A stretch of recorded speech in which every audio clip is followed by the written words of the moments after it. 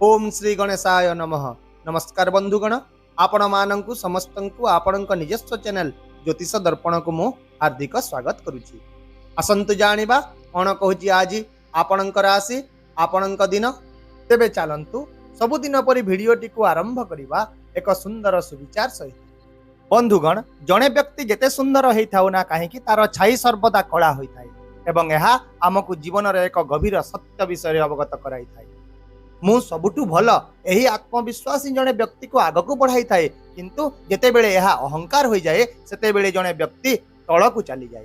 तेणु जीवन रे आत्मविश्वास निश्चय बजाय रखंतु, किंतु अहंकार को सबु बेले परित्याग करंतु। एबे आसंतु जानिबा आजिर पंचांग। आज हेउची 6 मार्च 2026 शुक्रवार, चैत्र मास कृष्ण पक्ष तृतीया तिथि, हस्ता नक्षत्र। आज राहु काल सकाळ 7:50 रु दिवा 1:18 पर्यंत रहिबो। तेणु एही समय मध्यरे आपण कोनसी शुभ बा नूतन काम आरंभ करंतु नाही। सेहीपरि आज अमृत मुहूर्त अर्थात दिनर सबुठारु शुभ समय सकाळ 6:12 रु 7:47 पर्यंत रहिबो, जहाँकि समस्त काम पाई एक भल एवं शुभ समय हेबो। चंद्र आज कन्या राशि रे एवं सूर्य कुंभ राशि रे गोचर करिवे। चलंतु एबे कुंभ राशि आज दैनिक राशिफल विषय रे विस्तृत भाव रे आलोचना करिबा। कुंभ राशि पाई आज दिनटे किछि सुजोग सहित किछि दायित्व उभय आनिबा को जाउछि। सकाळरु ही आपण निजर काम गुडी को द्रुत गति रे आरंभ हेबार देखिबा को पाइबे एवं आपणको एककालीन अनेक कार्य गुडी को मध्य संभाळिबा को पड़िबो। आज दिनर प्रारंभ रे आपणको एहा किछिटा भारी लागि पारे, किंतु दिन बढ़िबा सहित आपण अनुभव करिबे जे आपणकर प्रयास गुडीक सफल हेबारे लागिछि एवं संध्या सुद्धा आपणकर प्रयास गुड़िक आपणको सकारात्मक फलाफल मध्य प्रदान करिब, जहाँ दिनर थकापण को दूर करी आपणक भितरे खुशी आनिदेव। एहा छड़ा आज आपण किछि प्रभावशाली किंबा अभिज्ञ लोकंक सहित साक्षात करिवे। सेमानंकर परामर्श एवं मार्गदर्शन आपणको आगकु बढ़िबा पई एक नूतन दृष्टिकोण प्रदान करिब। आउ मध्य आज आपणकर चिंताधारा एवं बुझामणा आपणको आज अनेक समस्यार समाधान करिबारे बहुत सहाय्य करिब। जदि आपण आज कोनोसी एक छोट बाधार मध्य सम्मुखीन हेउछंती, तेबे आपण निजर आत्मविश्वास एवं धैर्य सहाय्य रे ताकू भल भाव रे समाधान करि पारिबे। एबे आसंतु जानिबा दिनटी आपणक पई चाकरी, क्यारियर, व्यवसाय एवं शिक्षा दृष्टिरो किपरि रहिबो। तेबे आज आपण निजर कर्म क्षेत्र रे सक्रिय रहिबा विशेष गुरुत्वपूर्ण हेबो। आपणकर विचक्षणता एवं निष्पत्ति नेबार क्षमता आज अटकी रहितबा कार्य गुडी को पुनर्जीवित करिबारे सहाय्य करिबो। तथापि जदि आपण चाकरी करूछंती, तेबे आज आपणको निजर लक्ष्य हासिल करिबाको टिके अधिक परिश्रम करिबाको पड़िबो, किंतु आपणकर जे कोनोसी प्रयास आज व्यर्थ हेबो नाही। आपणको उच्च पदस्थ अधिकारींक ठारू समर्थन एवं सहयोग मिलिबो। तास ऑफिस रे आपणकर काम को प्रशंसा मध्य कराजिबो। एहा छडा किछि लोकंको आज नूतन चाकरी किंबा भल सुजोगर सूचना मध्य मिलिबो एवं क्यारियर संबंधी रहितवा समस्या गुड़िकर समाधान होइजिबो।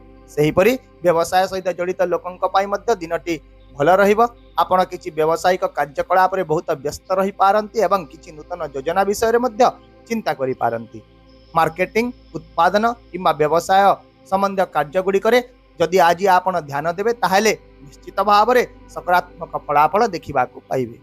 छात्र छात्री मानक पाई दिनटी विशेष भाव रे भल रहिबो। समाने समानकर पाठ पढ़ा रे ध्यान दे पारिबे एवं विदेश रे पाठ पढ़ा किंबा अधिक शिक्षा ग्रहण करबा को योजना करुथुबा छात्र छात्री माने मध्य आज किछि सकारात्मक खबर सुनिबा को पाइबे।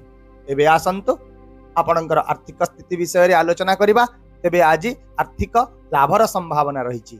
जे कोनसी पड़ी रहिदिवा पांठीर पुनरुद्धार हेबो किंबा आपणको आयर एक नूतन उत्स मध्य मिलि जिवो। तथापि आज खर्च वृद्धि पाई पारे।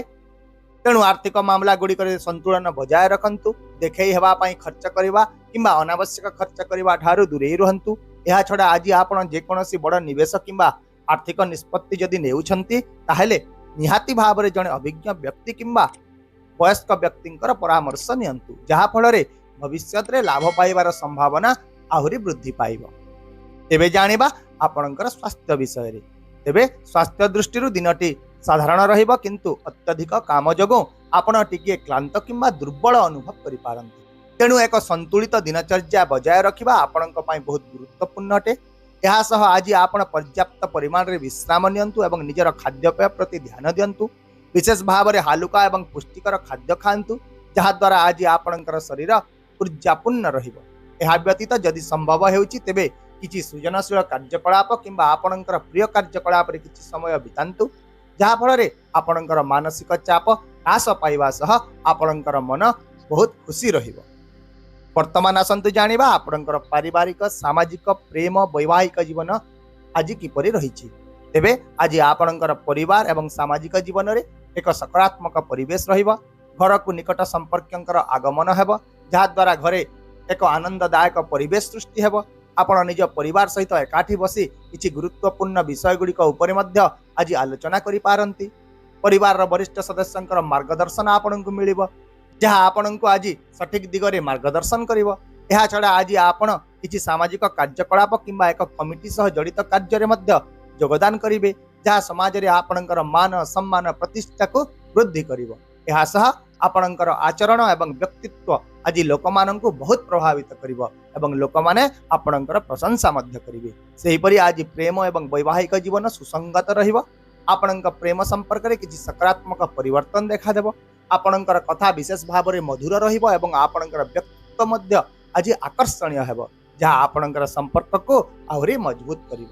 ଏହାଛଡ଼ା ଯଦି ଆପଣ ବିବାହିତ ତେବେ ଆଜି ଆପଣଙ୍କୁ ପ୍ରତ୍ୟେକ କ୍ଷେତ୍ରରେ, ପ୍ରତ୍ୟେକ ଦିଗରେ ଆପଣଙ୍କର ଜୀବନସାଥୀଙ୍କ ଠାରୁ ସମର୍ଥନ ମିଳିବ। ସ୍ୱାମୀ ଏବଂ ସ୍ତ୍ରୀଙ୍କ ମଧ୍ୟରେ ପାରସ୍ପରିକ ବୁଝାମଣା ଏବଂ ବିଶ୍ୱାସ ମଜବୁତ ହେବ। ଆଉ ମଧ୍ୟ ଆଜି ଆପଣ ଜୀବନସାଥୀଙ୍କ ସହିତ ସମୟ ବିତାଇବାର ଏକ ଭଲ ସୁଯୋଗ ପାଇବେ, ଯାହାଦ୍ୱାରା ଆଜି ସମ୍ପର୍କରେ ଅଧିକ ଘନିଷ୍ଠତା ଆସିବ। ଏବେ ଆସନ୍ତୁ ଆଜିର କିଛି ସତର୍କତା ବିଷୟରେ ଜାଣିବା। ତେବେ ଆଜି ଆପଣ ନିଜର କ୍ରୋଧକୁ ବିଶେଷ ଭାବରେ ନିୟନ୍ତ୍ରଣରେ ରଖନ୍ତୁ। କୌଣସି ନିଷ୍ପତ୍ତି ନେବା ପୂର୍ବରୁ ତାକୁ ପ୍ରଥମେ ଥରେ ଶାନ୍ତ ଭାବରେ ଚିନ୍ତା କରନ୍ତୁ। କୌଣସି ପ୍ରମୁଖ ଘରୋଇ ମାମଲାରେ ଅନାବଶ୍ୟକ ହସ୍ତକ୍ଷେପ କରନ୍ତୁ ନାହିଁ।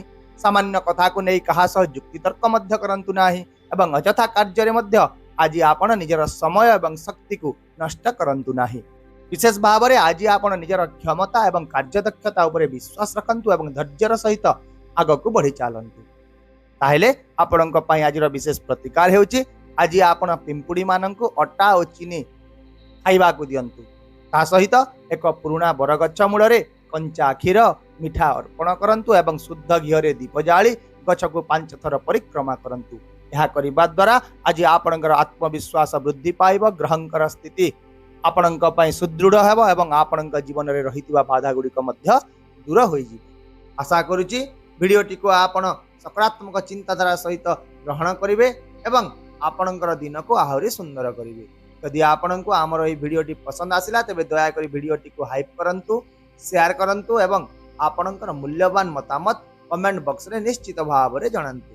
ତା ସହିତ ଆମ ଚ୍ୟାନେଲକୁ ସବସ୍କ୍ରାଇବ୍ କରିବାକୁ ମଧ୍ୟ ଭୁଲନ୍ତୁ ନାହିଁ, କାରଣ ପ୍ରତ୍ୟେକ ଦିନ ଆମେ ଆପଣଙ୍କ ପାଇଁ ଆଣିଥାଉ ସଠିକ୍, ସହଜ ଏବଂ ନିର୍ଭରଯୋଗ୍ୟ ରାଶିଫଳ।